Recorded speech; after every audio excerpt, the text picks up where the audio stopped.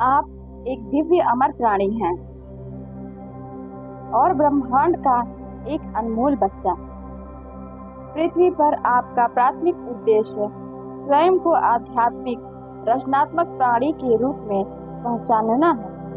हालांकि आपका अहंकार, जो आपकी शारीरिक वृत्ति दर से जुड़ा है, आपके ऊपर नियंत्रण बनाने के उद्देश्य से हर संभव तरीके से इस सच्चाई से लड़ता है, आपको अपनी असली पहचान भुला देता है और भ्रम और निराशा में डाल देता है।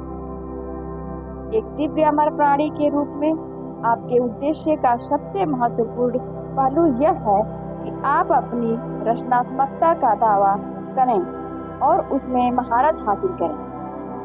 पृथ्वी तल और मानव अभ्यास आपकी आत्मा को बेहतरीन कक्षा प्रदान करते हैं, जिसमें खोजना, प्रशिक्षण करना, गलतियों के माध्यम से सीखना और हर तरह से आगे बढ़ना शामिल है। आप ईश्वर द्वारा रचित दिव्य, तेजस्वी और स्वभाव में अनंत आत्मा है। आपको आध्यात्मिक बनने की जरूरत नहीं है। आप केवल प्रेम से बने, पूरी स्वतंत्रता से और बिना किसी शर्त के खुद को ईश्वर की तरह समझना सीखें। आप ईश्वर के साथ सह सृष्टिकर्ता हैं और जीवन में हर चीज इसका प्रत्यक्ष प्रतिबिंब है कि आप वर्तमान में अपनी क्षमता को कैसे इस्तेमाल कर रहे हैं। एक दिव्य प्राणी के रूप में रचना करने की क्षमता आपके पास है, क्योंकि आप जो सच में चाहते हैं उसे सफलतापूर्वक पाने के लिए आपको दिव्य नियमों के अंतर्गत काम करना है। ईश्वर द्वारा प्राप्त इन पवित्र अवधारणाओं के अनुसार काम करते हैं तो आप जो चाहें वह पाएंगे। प्रत्येक नया जीवन काल ठीक वहीं से शुरू होता है जहां आपका पिछला जीवन समाप्त हुआ था। आप न केवल अपने वर्तमान जीवन की स्थिति चुनते हैं, बल्कि आप अपने पिछले जीवन की विशेषताओं को भी साथ लेकर चलते हैं। आप सीखने की दिशा में अधिक तेजी से आगे बढ़ते हुए पूरी तरह से अपनी दिव्य आत्मा को भौतिक तल पर अभिव्यक्त करना और उसमें महारत हासिल करने की दिशा में काम कर रहे हैं। सृष्टि से शुरू विचार सृष्टि से शुरू होती है। सृष्टि विचार से शुरू होती है। अभिव्यक्ति की प्रक्रिया क्रम रहित या उद्देश्यहीन नहीं है। हालांकि अप्रशिक्षित और अनभिज्ञ व्यक्तियों को ऐसा निश्चित ही लगता है। आपकी कल्पना शक्ति और ऊर्जा इस दिव्य नियम का पालन कर सकती है और इसे पालन करने का निर्देश देती है कि हर विकास की शुरुआत मन से ही होता है। जीवन पूर्णतया आसान प्रक्रिया है।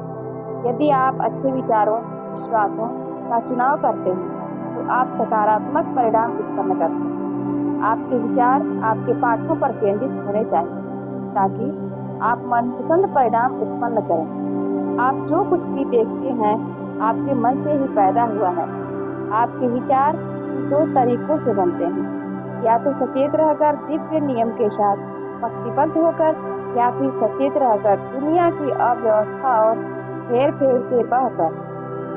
इन दोनों तरीकों के परिणाम बेहद अलग हैं। जब आपका ध्यान आपके अहंकार द्वारा नियंत्रित होता है और आप ऊपरी तौर पर प्रक्रिया से मंत्रमुग्ध हो जाते हैं तो आप अनजाने में काम करते हैं। आप नकारात्मक आत्म-छवि, असुरक्षा, संदेह, अतीत के विनाशकारी पैटर्न पर ध्यान केंद्रित करते रहते हैं, जो आपको बीमारी, तनाव, अराजकता, निराशा और दर्द की ओर ले जाता है।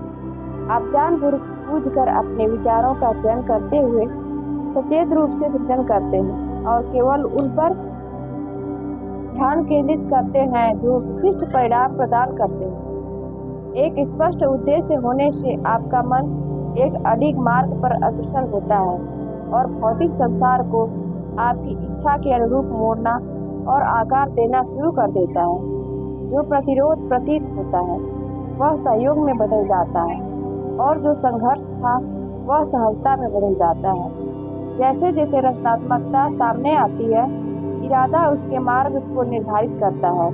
ब्रह्मांड अटल इरादे के आगे झुक जाता है, क्योंकि यह ईश्वरीय कानून की प्रकृति है। कोई भी विचार तटस्थ और हितकारी नहीं है। सब विश्वासों में शक्ति है, और जब आप उस ताकतों को केंद्रित और निर्देशित करते हैं, भले जानबूझकर या अनजाने में, बिना अपवाद के, वह कुछ न कुछ प्रकट करने के लिए विवश है।